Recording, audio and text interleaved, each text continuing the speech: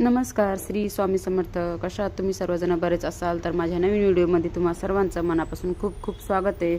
तर आज मस्तपैकी वांग्याचं भरीत असं बनवायचं होतं. त्यासाठी मस्तपैकी कचा वांगे 2-4 चिरून घेतले. त्यानंतर छानपैकी कढईमध्ये तेल टाकून तेलात थोडेसे परतायला ठेवून दिले. त्यानंतर एका साईडला मस्त मी कांद्याची पात जी कुंडीत लावली होती ती काढून घेतली, कारण की वांग्याच्या भरीतामध्ये कांद्याची पात लागत होती. ती काय मी बाहेरून आणली नाही, ती मी घरचीच तोडून घेतली. त्यानंतर मस्तपैकी अशी लसलुशीत झाली होती ती कांद्याची पात काढून घेतली. त्यानंतर मस्त स्वच्छ धुवायची आणि कट करून घेतली.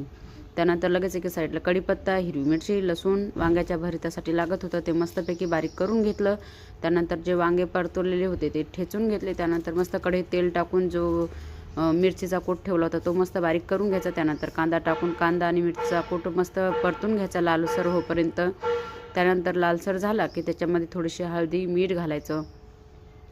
तर अशापैकी मस्तपैकी बनवून बघा जा, कारण की खूप छान लागते असं पण. तर थोडंसं वेगवेगळ्या पद्धतीने बनवलं का त्याची चव छान लागते. तर मस्त मीठ हळद टाकून घ्यायचं. त्यानंतर जे ठेचलेली वांगी होती ते टाकायचे, कांदापात टाकायची आणि छानपैकी 2 मिनटं परतून घ्यायचं. त्यानंतर मस्त आपलं झणझणीत असं वांग्याचं भरीत रेडी आहे. तर चला मग या जेवायला. तर मुलांचे डबे वगैरे भरले, नेऊन दिले. त्यानंतर मी जेवायला बसले. चला मग बाय बाय. आजच्यासाठी एवढंच. आवडलंच लाईक करा, शेअर करा. भेटूया पुढच्या